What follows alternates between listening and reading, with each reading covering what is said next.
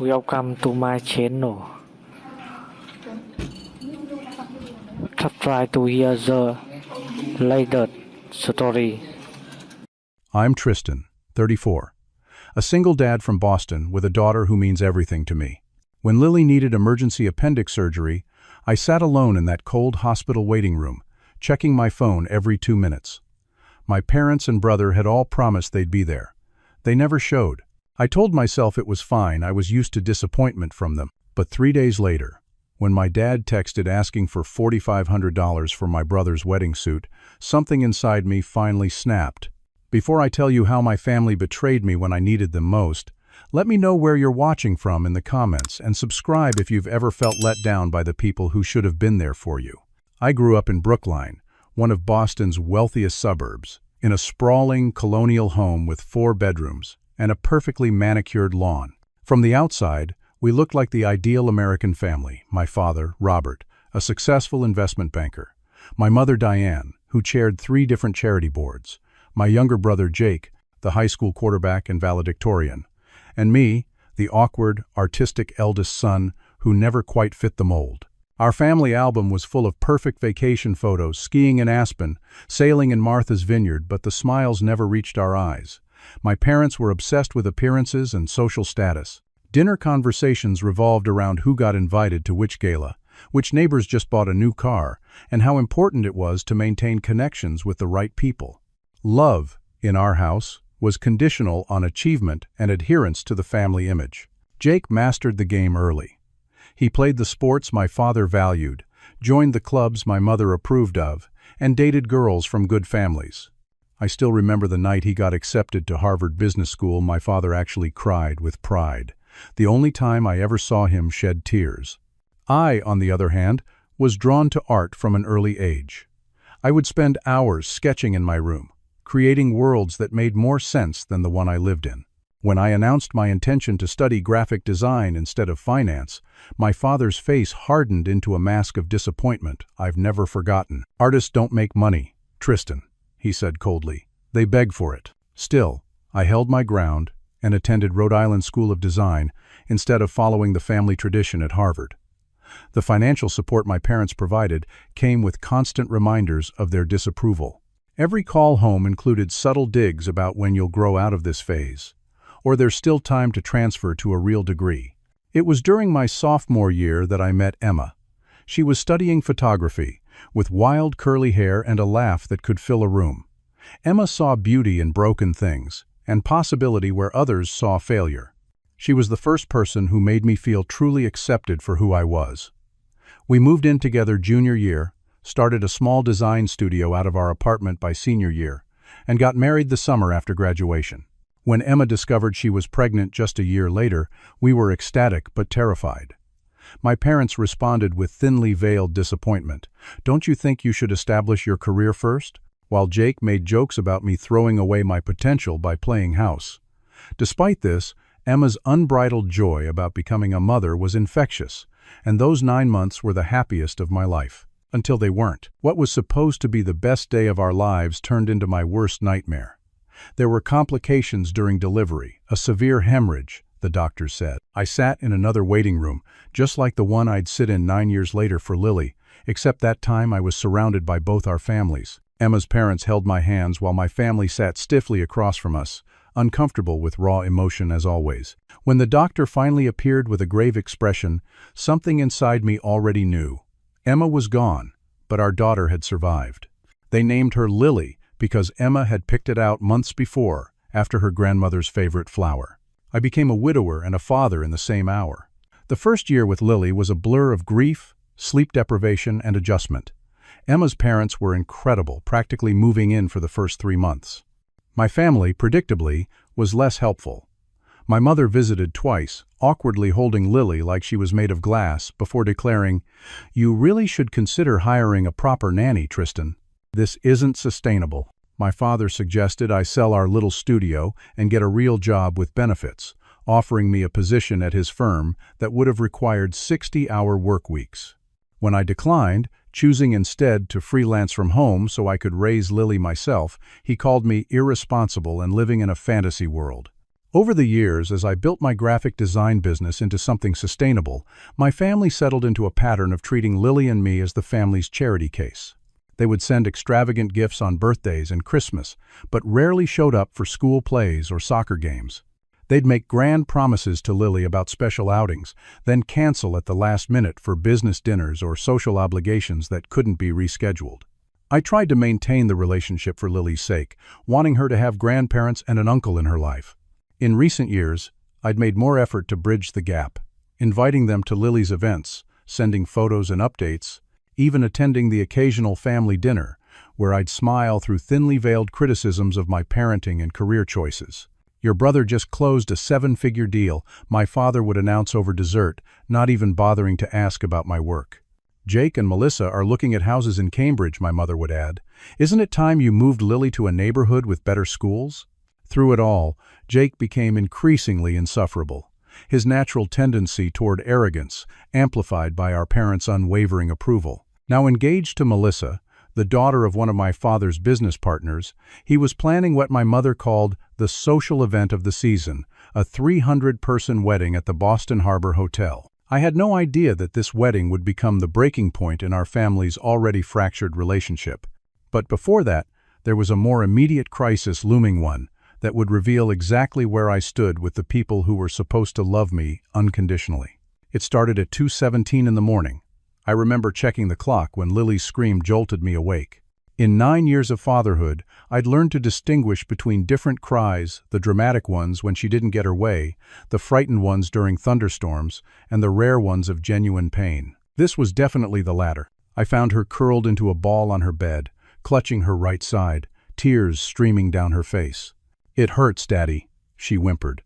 "It really, really hurts." When she vomited moments later, instinct told me this wasn't a simple stomachache.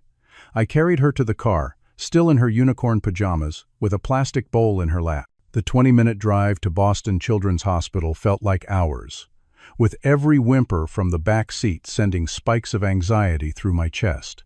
The emergency room was surprisingly quiet for a Tuesday night. A kind-faced nurse took Lily's temperature 102.3 and ushered us into an examination room within minutes. The doctor, a young woman with a gentle manner, pressed on various points of Lily's abdomen. When she reached the lower right quadrant, Lily yelped in pain. "I suspect appendicitis," the doctor explained. "We'll need to do some blood work and an ultrasound to confirm." While we waited for the tests, I called my parents. It was nearly 3 in the morning, but this was an emergency. My mother answered groggily. "Mom, it's Tristan. I'm at Children's Hospital with Lily. The doctors think it's appendicitis and she might need surgery." There was a pause before she replied, "Oh dear. Well, keep us posted." Then, more urgently, "Is it absolutely necessary for us to come right now? Your father has a board meeting in the morning." I swallowed my disappointment. The doctor seems concerned. "I'm pretty scared, Mom." After some hesitation, she said, "We'll be there as soon as we can. Have you called Jake? You know how good he is in emergencies?" That was a stretch. Jake had never handled a crisis in his life, but I called him next anyway. He sounded half asleep as I explained the situation. "That's rough, bro," he said with a yawn. "Melissa and I have an appointment with the wedding planner at 9, but we could swing by the hospital after lunch maybe? Unless you think she'll be done by then? She might be in surgery by then, Jake." "I don't know." Right. Well, I'll try to move some things around. Text me updates." The ultrasound confirmed acute appendicitis, and the surgeon explained that Lily would need emergency surgery to remove her appendix before it ruptured. "She's going to be fine," the surgeon assured me. "This is a very common procedure, but we do need to act quickly. We'll prep her now and take her to the operating room within the hour." As they prepared Lily for surgery, she kept asking for her grandparents. I had told her they were coming, believing my parents would surely show up for something this serious. "When will Grandma get here?" Lily asked, her small face pale against the hospital pillow. "She promised to teach me to knit this weekend. Maybe she can bring the yarn to the hospital?" "I'm sure they're on their way, sweetheart," I lied, checking my phone again. No messages. As they wheeled her toward the operating room, I walked alongside, holding her hand until we reached the doors where I couldn't go further. The nurse gently told me the surgery would take about an hour and directed me to the waiting area. "We'll take good care of her," she promised. And then I was alone. The waiting room was empty, except for me. I sent update texts to my parents and Jake, including which floor and waiting room I was in. No responses.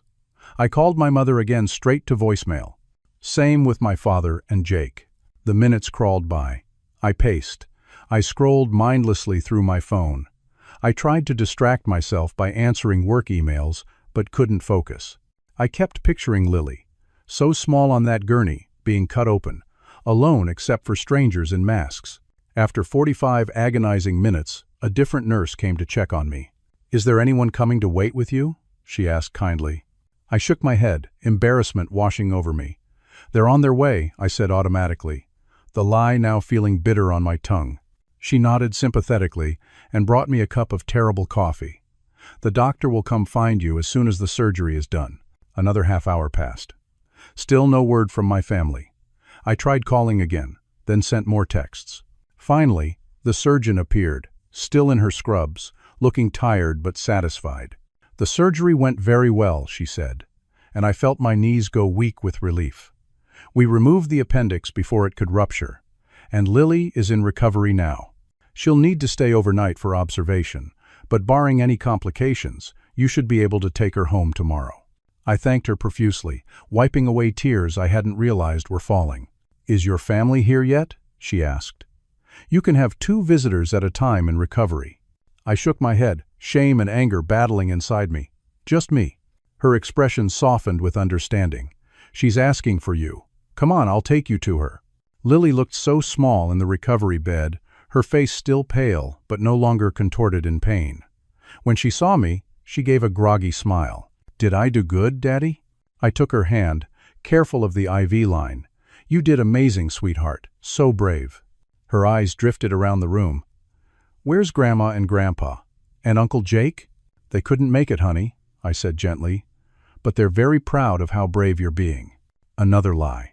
I had no idea what they thought because they still hadn't responded to my messages. As Lily drifted back to sleep, the nurse showed me the reclining chair beside her bed where I could spend the night. I settled in for a long vigil, my phone clutched in my hand, waiting for a call or text that never came. My parents finally called at 9 the next morning. I stepped into the hallway to take the call, not wanting to wake Lily, who was still sleeping peacefully. "Tristan, how's our little patient?" My mother's voice was cheerful, as if we were discussing a minor cold rather than emergency surgery. "She's okay," I said, keeping my voice level. "The surgery went well." "Where were you?" "Oh, darling, I'm so sorry we couldn't make it. Your father had that crucial board meeting this morning, the Henderson merger, and we simply couldn't reschedule. These things are planned months in advance." I bit back a retort about how appendicitis isn't exactly planned in advance either. "And you couldn't have come separately? Or at least called back?" My mother sighed dramatically. I had the charity auction planning breakfast. "I'm chairing the committee this year, and everyone was counting on me. We knew Lily was in good hands with those wonderful doctors. You understand, don't you? Family emergencies are one thing, but when it's just a routine procedure. As if having your abdomen cut open at 9 years old was no big deal. Mom," Lily was terrified. "She kept asking for you and Dad." "Well, we'll certainly come visit her today." "What time will you be home?" "The doctor thinks we can leave by noon if her vitals stay stable." "Perfect. We'll stop by your place around 4. I'll bring those lemon cookies she likes." My father got on the line next. "Tristan, good news about Lily. Listen, I've got another meeting in 5 minutes, but I wanted to check in. Do you need anything? Money for the hospital bills?" Of course, his first thought would be financial. "We're covered by insurance, Dad." "Well, that's a relief. Smart move getting that policy when you went freelance. Maybe you did learn something from me after all." He chuckled at his own joke. "I'll try to make it with your mother this afternoon, but if this meeting runs long," the implication was clear, don't count on him. Jake texted around 11. "Heard the munchkin made it through okay. Sorry couldn't swing by. Wedding planning is insane. Melissa sends love. We'll bring her a present next time we see her." No mention of when that next time might be. No offer to visit today. By the time we were discharged at 12:30, I'd given up on any of them showing genuine concern. Lily was still groggy from the medication but able to walk slowly to the car. The doctor gave me detailed instructions for her recovery limited activity for 2 weeks, liquid diet for 24 hours, watching for fever or increased pain that might indicate infection. "Is Grandma coming over?" Lily asked as I helped her into the back seat, arranging pillows so she could lie down comfortably. "She said they'll try to visit this afternoon." "Will they bring presents?" Lily asked, a hint of her usual spirit returning. I smiled despite my anger. "Probably." At home, I settled Lily on the couch with her favorite movies and the special purple blanket Emma had made during her pregnancy. I worked from the adjacent armchair, keeping one eye on my laptop and one on my daughter. 4 o'clock came and went. No sign of my parents. At 4:45, my mother called. "Tristan, I'm so sorry, but we're going to have to rain-check our visit. Your father's meeting ran long, and we have the Andersons' anniversary dinner tonight. We simply can't get out of it. Thomas Anderson is your father's biggest client." I didn't bother hiding my frustration this time. "Mom, you promised Lily. She's been asking about you all day." "Don't be dramatic, Tristan. She's fine. You said so yourself.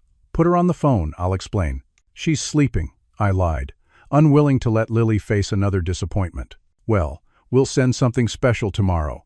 Give her our love."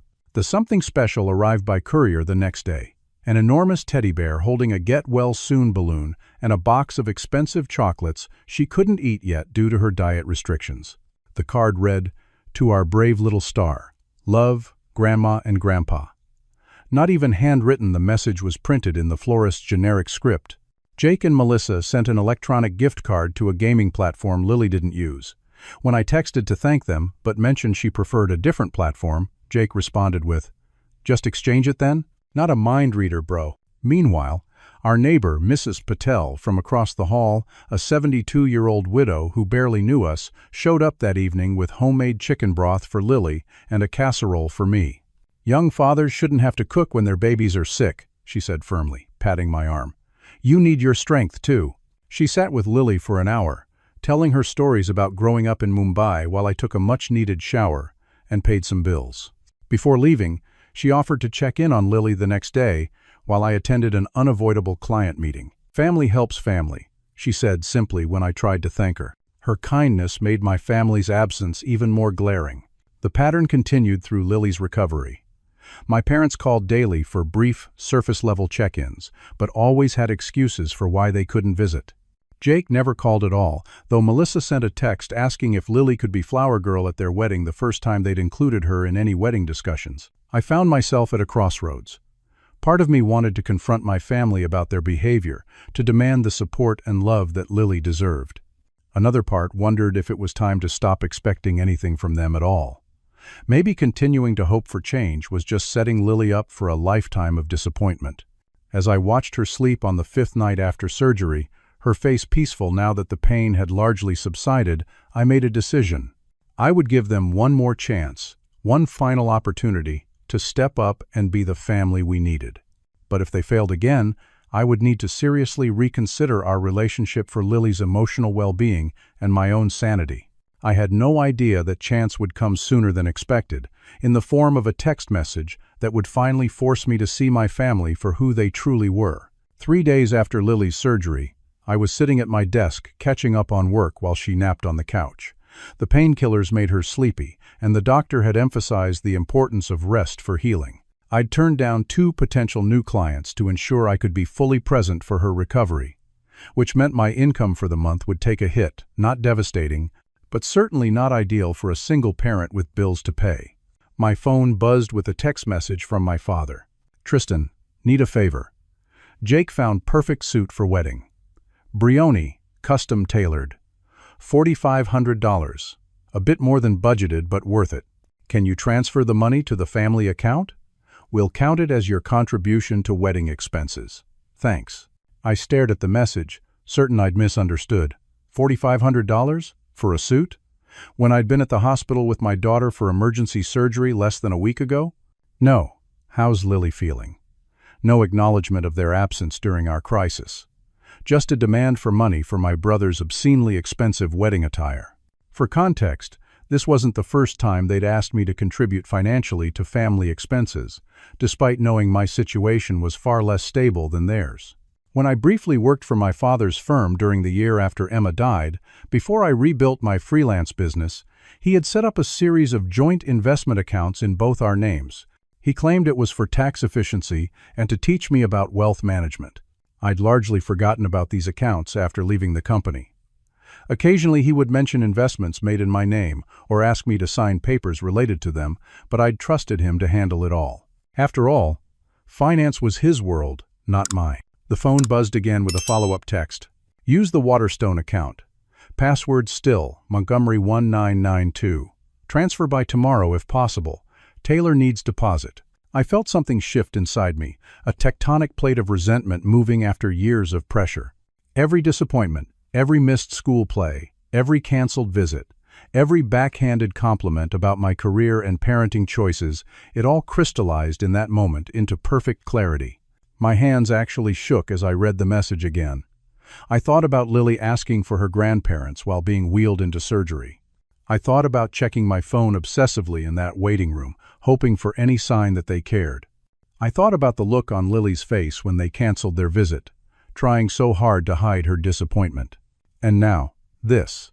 Not even the courtesy of a phone call, just a casual text asking for $4,500 more than my monthly living expenses for a suit my brother would wear once. I set the phone down and walked to the living room to check on Lily. She was still sleeping, her favorite stuffed rabbit clutched against her chest. The incision sites were healing well, but she'd need careful monitoring for another week at least. Mrs. Patel had brought over homemade popsicles that morning, specially prepared to be gentle on Lily's stomach as she transitioned back to solid foods. A neighbor had shown more care and consideration than my own parents. I returned to my desk and picked up the phone. My first instinct was to call and confront my father, to demand an explanation for his callousness. But I knew how that would go. He would dismiss my concerns, minimize my feelings, and somehow make me feel guilty for questioning him. Instead, I opened my banking app and checked my own accounts. The recent medical bills had left my cushion thinner than I liked, though we weren't in any immediate danger. I had been saving for Lily's future education, putting away small amounts whenever I could. Those savings were sacred to me, a promise to Emma that our daughter would have opportunities.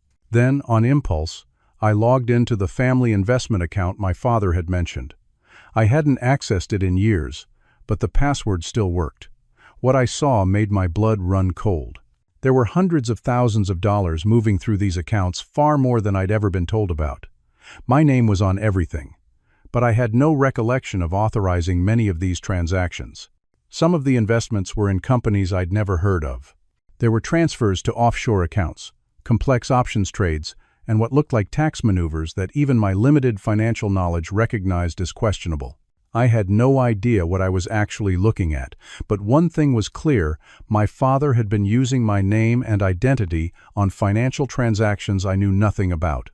And now he wanted me to actively participate by transferring a large sum for my brother's wedding suit.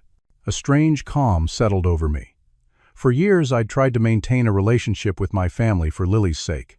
I'd overlooked their neglect, made excuses for their behavior, and continued to hope they would eventually show up in the ways that mattered. That hope died as I stared at the account screen. This wasn't just emotional negligence anymore, this was potentially financial impropriety that could affect my future and Lily's. With steady hands, I opened Venmo and sent my father 20 cents. In the memo field I wrote, "Buy him a tie." Then I systematically changed the passwords on every joint account I could access, locking them out completely. I took screenshots of all the suspicious transactions I could find, downloaded statements going back years, and emailed them to myself. Within seconds of the password changes, my phone erupted with notifications. First, a text from my father. "What the hell are you doing? Change the passwords back immediately." Then a call, which I let go to voicemail. His message was terse and threatening. "Tristan, this is completely unacceptable. You have no right to lock me out of those accounts. Call me back right now, or there will be serious consequences." My mother called next. Her voicemail was the usual blend of guilt-tripping and manipulation. "Tristan, darling, your father is very upset. I don't know what's gotten into you, but this is no way to treat family. After everything we've done for you and Lily, please call us back and fix this misunderstanding." Jake's message was the most revealing. "Dude, what the actual fuck? Dad says you're messing with the accounts. You know my wedding is in 2 months, right? Don't be a selfish prick. Not all of us want to live like struggling artists. Fix this now. I blocked their numbers one by one, a strange sense of liberation washing over me with each tap on the screen. Then I turned off my phone completely and sat in the sudden silence of my apartment. Lily stirred on the couch, murmuring in her sleep. I went to her, gently stroking her hair until she settled again. In that moment, looking at my daughter's peaceful face, I knew I'd made the right decision. Whatever storm was coming, we would weather it together, free from the toxic influence of people who had proven repeatedly that they didn't truly care about us. I spent that evening in a strange state of emotional numbness, mixed with occasional surges of anxiety. What would my father do? Would there be legal repercussions for changing those passwords? What had I actually been involved in without my knowledge? As night fell, I made Lily's favorite soup for dinner, helped her with a gentle shower, and read her 3 bedtime stories instead of the usual one. After she fell asleep, I sat in the darkened living room, too wired to sleep but too emotionally exhausted to do anything productive. For the first time since Emma died, I felt truly alone, but also, paradoxically, free. I finally went to bed around midnight, setting my phone to accept calls only from numbers in my contact list that I hadn't blocked. If there was an emergency with a client, or if Mrs. Patel needed to reach me, they could. Everyone else would go straight to voicemail. I fell into a restless sleep, dreaming of endless hospital corridors where I searched for Lily while carrying a ridiculously heavy suit that kept getting bigger and heavier with every step. When morning came, I woke to the sound of my phone ringing. The caller ID showed a number I didn't recognize, but it wasn't blocked. Against my better judgment, I answered. "Hello, Tristan?" said a familiar voice that took me a moment to place.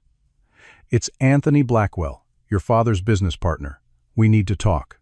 The moment Anthony Blackwell identified himself, my stomach dropped. Anthony had been my father's right-hand man for over 20 years, a shrewd, silver-haired man with wire-rimmed glasses who'd always treated me with polite indifference at company events. If he was calling, my father must be truly desperate. "I'm not interested in being the messenger between my father and me," I said, already moving to end the call. "This isn't about your little password stunt, Tristan," Anthony said quickly. "Well, not directly.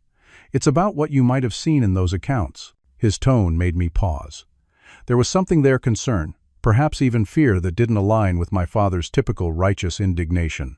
"I'm listening," I said cautiously. "Not over the phone," Anthony replied. "Can we meet somewhere, privately?" I glanced at Lily's bedroom door, still closed. She usually slept late when on medication.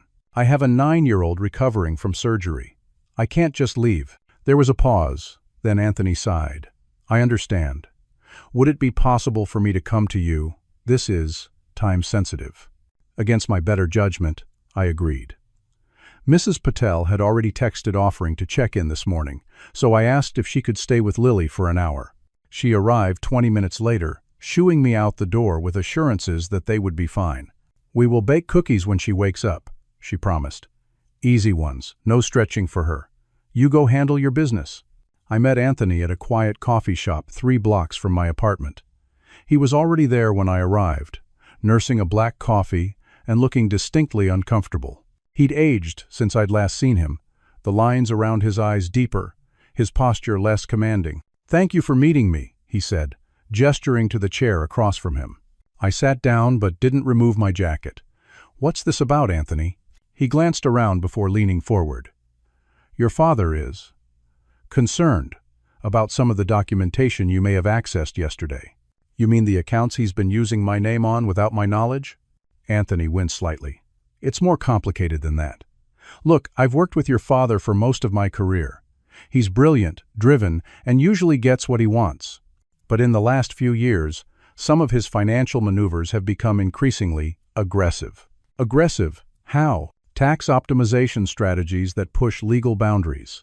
Investment structures designed to obscure ownership, using family members' identities to create separation between assets and liabilities." He took a sip of coffee. "Your brother is aware of some of it. He's been actively involved since joining the firm.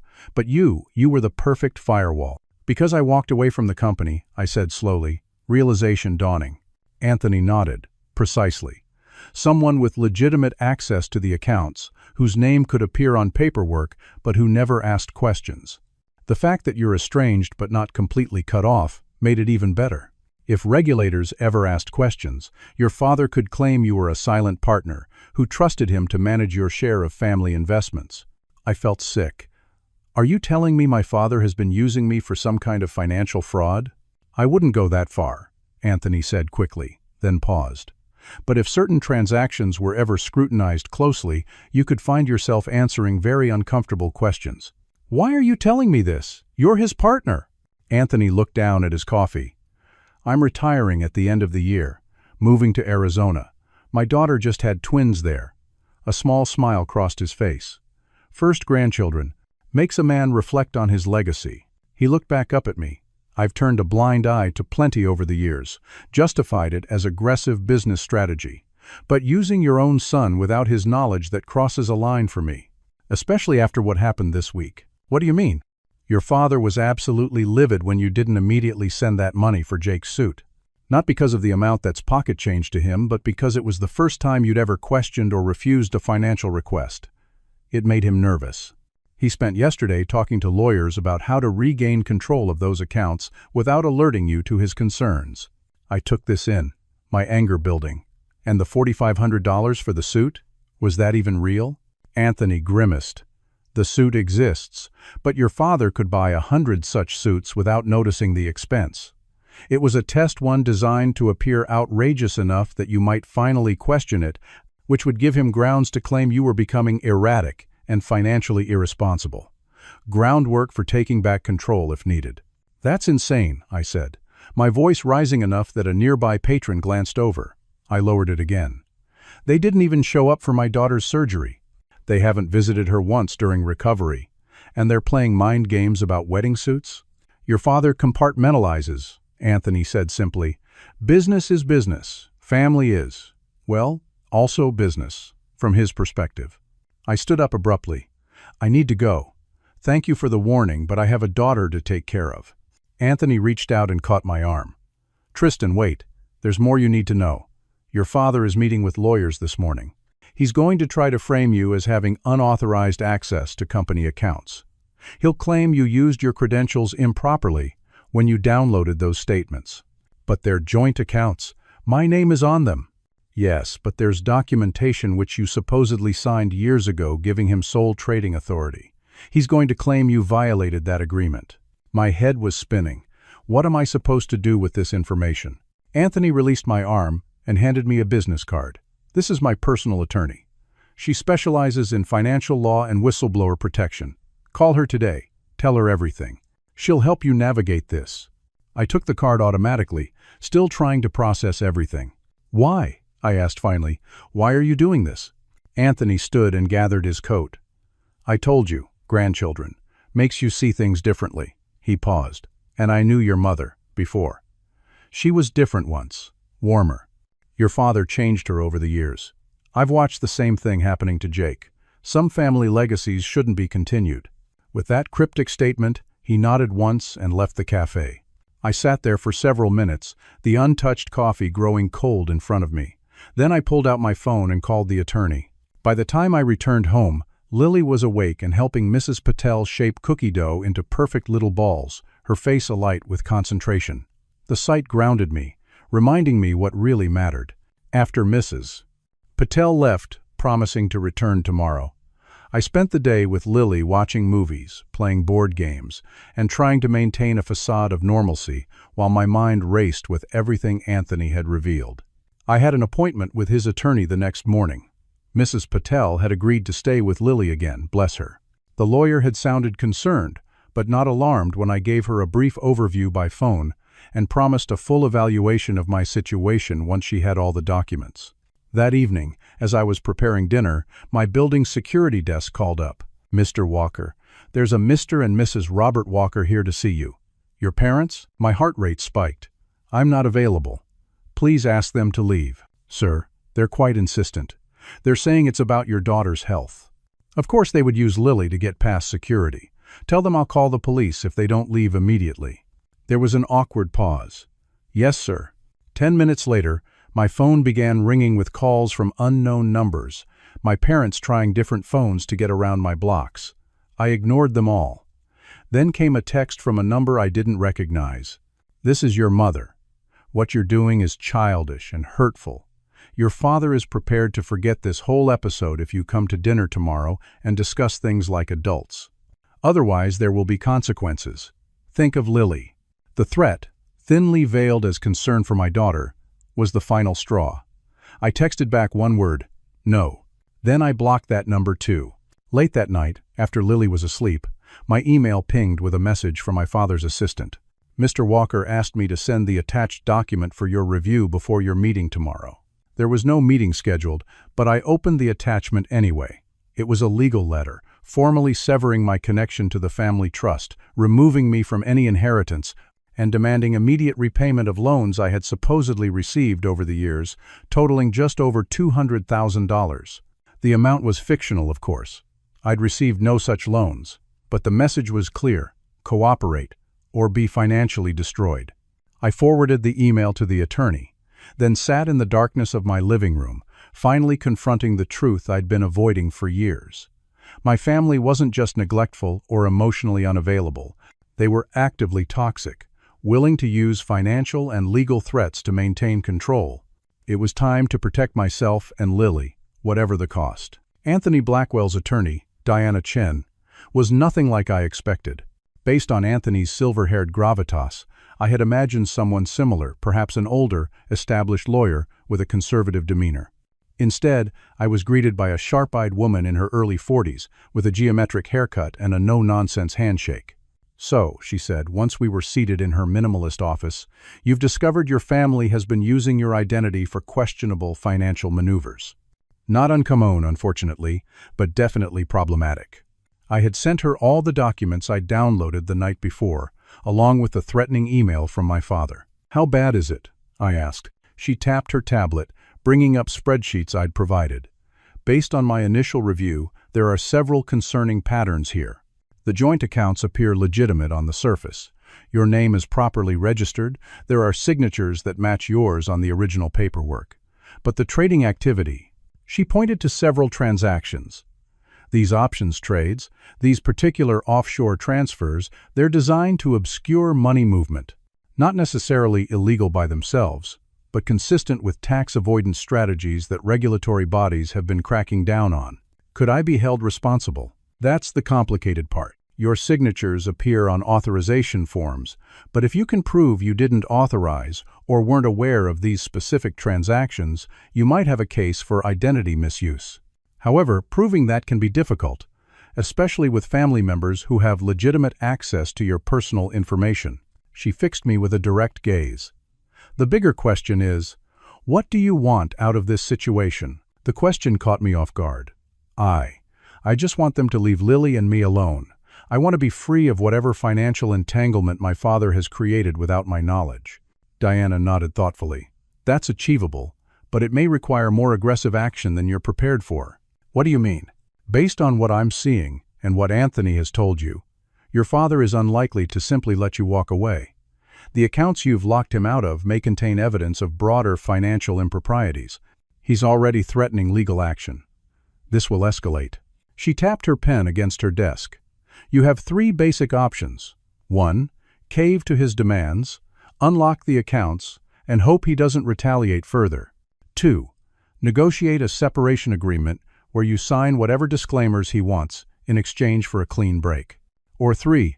Go on the offensive, gather evidence of potential financial misconduct, and use it as leverage to secure your independence." The third option made my stomach churn. "I don't want to threaten my own father with legal action." "Even though he's threatening you?" Diana asked pointedly.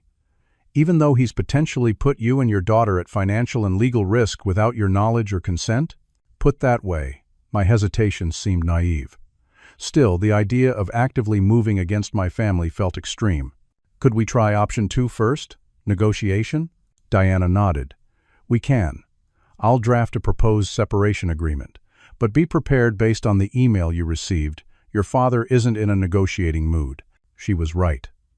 My father's response to the proposed agreement came just hours later, delivered by courier to Diana's office while I was still there. His counterproposal required me to restore his access to all accounts immediately, sign a retroactive authorization for all transactions made in my name, agree to continue allowing use of my name on specified family investment vehicles, accept full responsibility for any regulatory issues that might arise, waive all claims to family assets while accepting responsibility for the fictional loans. In exchange, he would allow me to maintain my current lifestyle without interference. Diana read it and actually laughed. Well, that's unusually brazen. He's essentially asking you to accept all risk while receiving no benefit. What now? I asked, feeling oddly calm despite the escalation.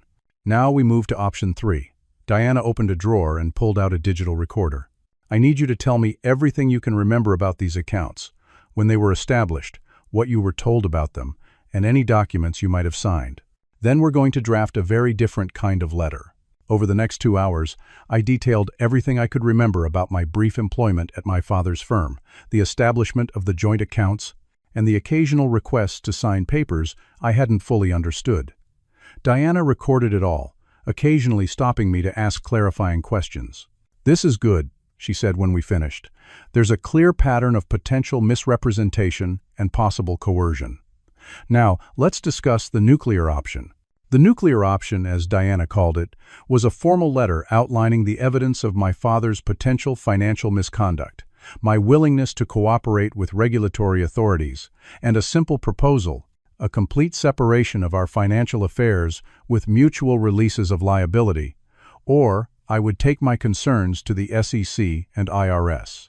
"Is this blackmail?" I asked, uncomfortable with the implied threat. "No, it's leverage," Diana corrected. "Blackmail would be if you were demanding money to stay quiet about something illegal. This is simply making it clear that you won't continue to be complicit in questionable financial practices. You're offering a path to resolution that protects both parties." The letter went out by courier that afternoon. The response came the next day, not from my father, but from his corporate attorney, a man named Gerald Harrington, whom I'd met a few times at company functions. Gerald requested a meeting with both Diana and me at his offices downtown. Diana agreed on the condition that it be recorded and that my father not be present. "We want to avoid direct confrontation at this stage," she explained. "Emotions are too high." The meeting was set for the following morning. Mrs. Patel, now fully invested in our drama, though unaware of the details, again agreed to watch Lily. "You fix your problems," she said firmly. "I keep the little one happy." Gerald Harrington's office screamed old money and established power, all dark wood, leather-bound books, and discreet artwork. He greeted us with professional courtesy, but clear skepticism. "Miss Chen, Mr. Walker, thank you for coming. I've reviewed your proposal and discussed it with my client. While we categorically deny any impropriety in the management of the Walker family's financial affairs, Mr. Walker Sr. is willing to consider a separation of interests to avoid unnecessary conflict." Diana smiled thinly. "That's encouraging. What specifically is he proposing?" Gerald outlined terms that were marginally better than the previous offer, but still heavily weighted in my father's favor.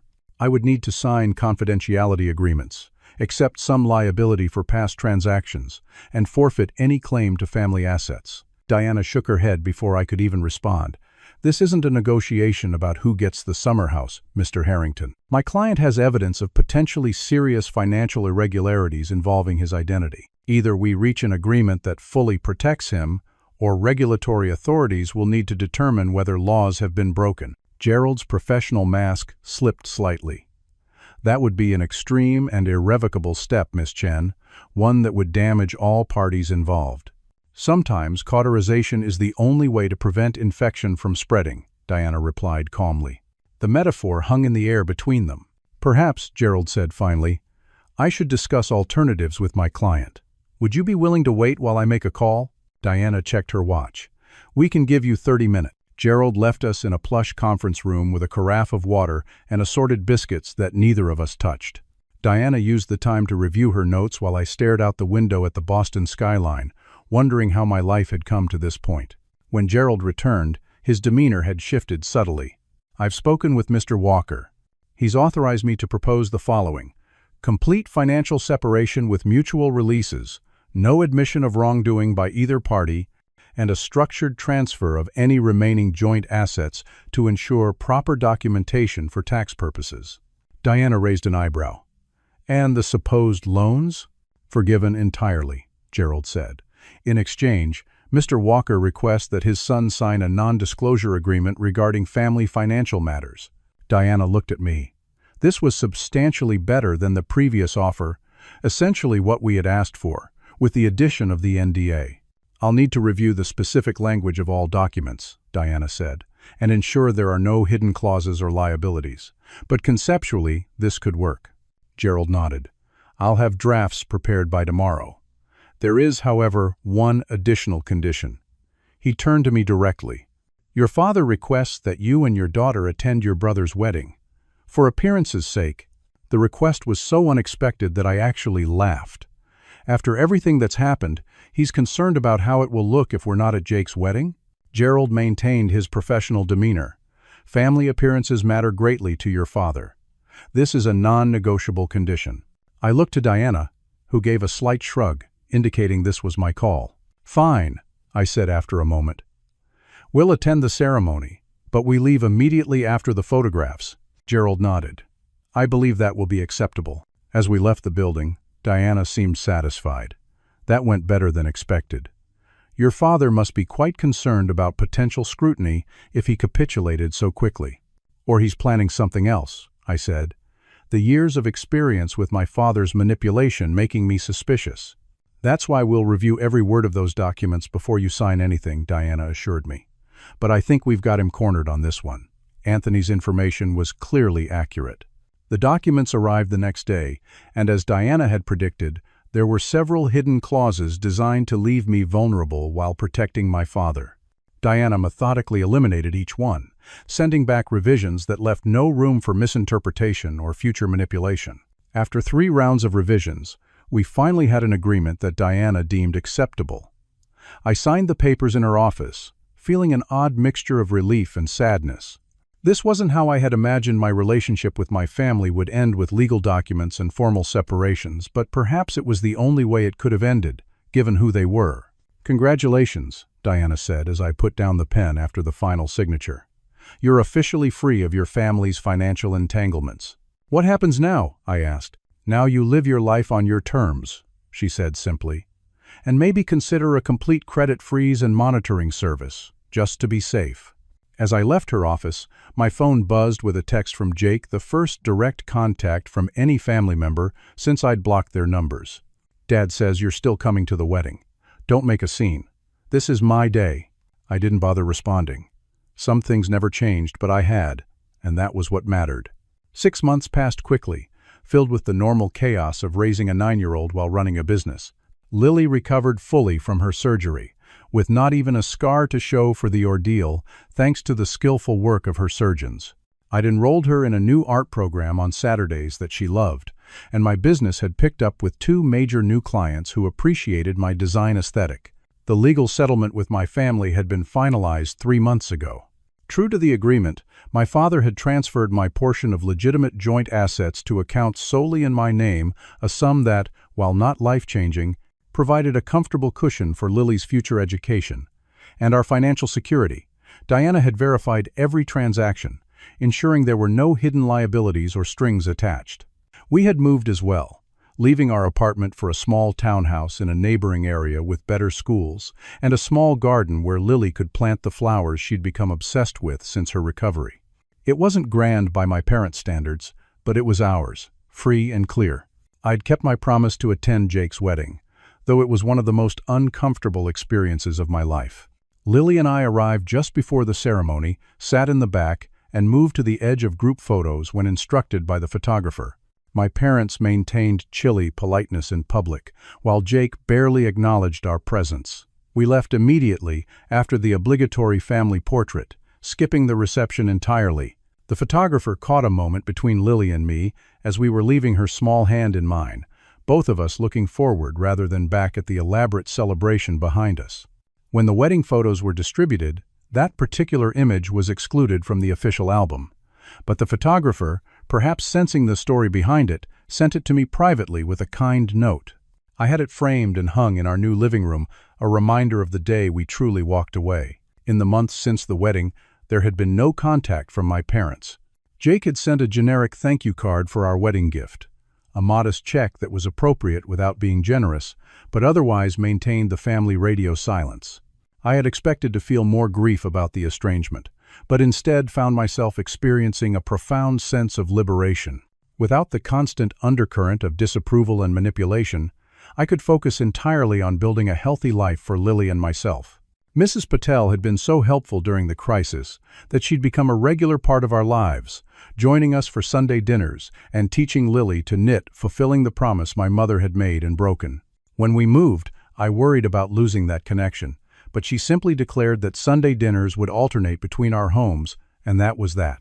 Through Mrs. Patel, we met other families in our new neighborhood, people with children Lily's age, couples who invited us to barbecues, single parents who understood the unique challenges I faced.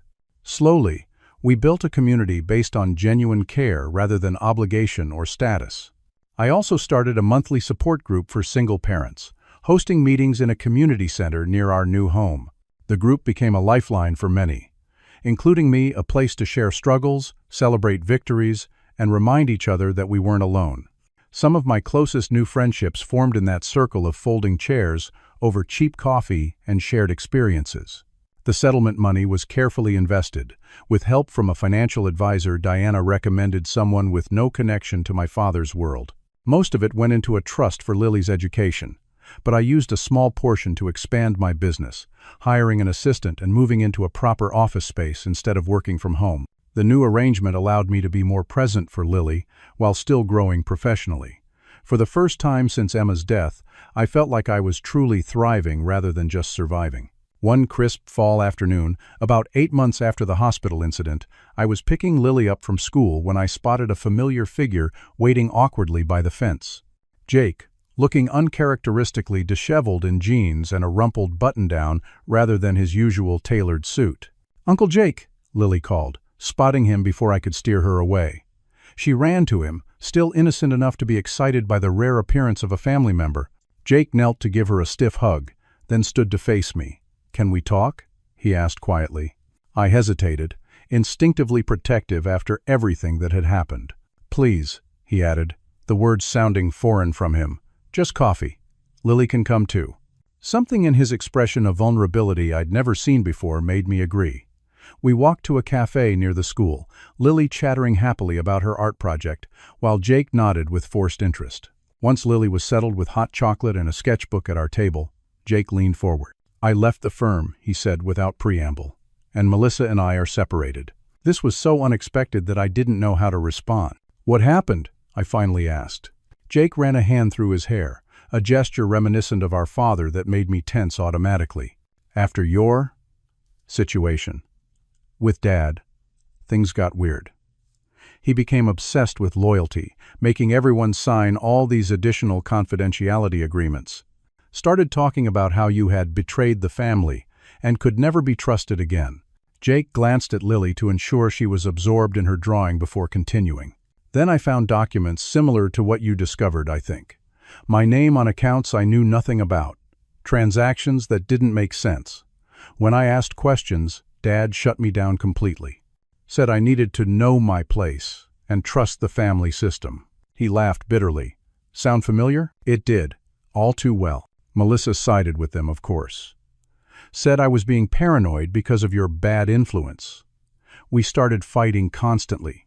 I kept pushing for answers about the accounts, and Dad finally snapped, told me I could either fall in line or follow your example and be cut off." "So you left," I said, understanding dawning. Jake nodded.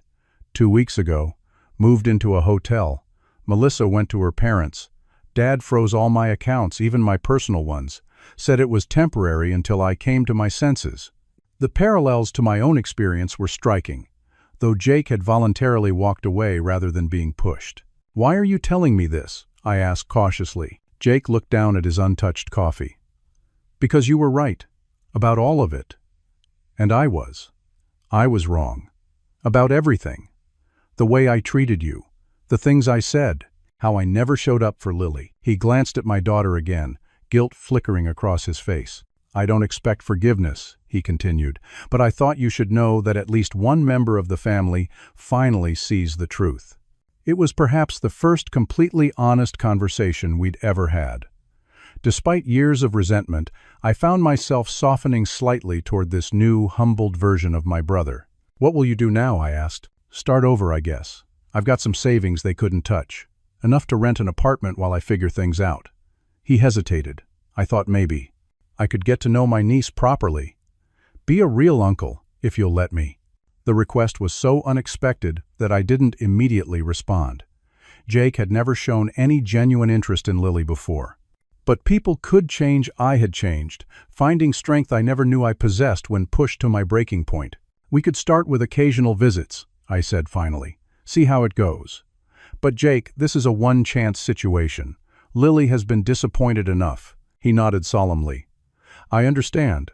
Thank you." That conversation marked the beginning of a cautious reconciliation with Jake, though not with our parents.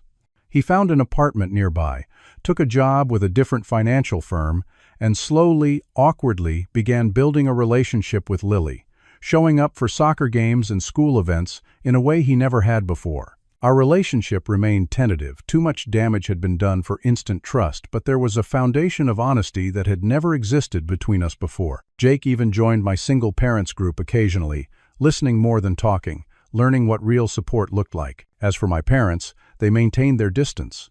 I heard through Jake that they had written me out of their wills entirely and instructed their friends not to mention my name.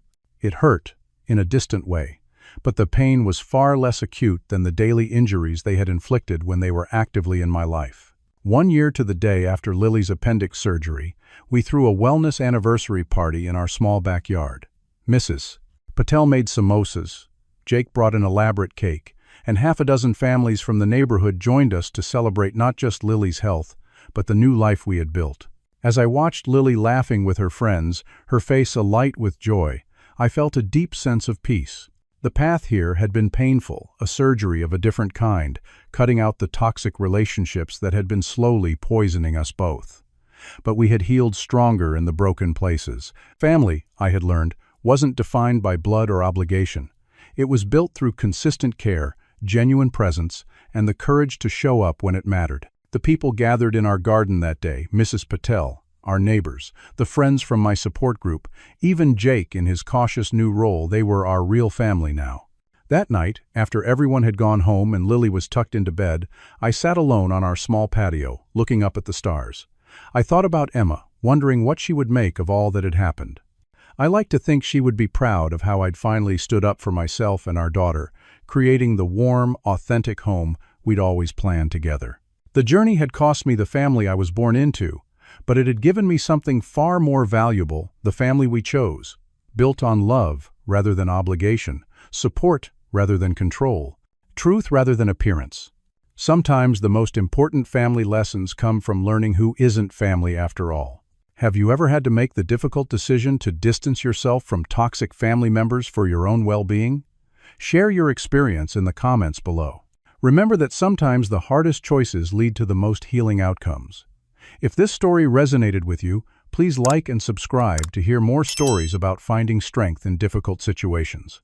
And if you know someone who might need to hear that it's okay to choose your own happiness, share this with them. Thank you for listening to my story. And remember that family is defined by love and respect, not just blood relation.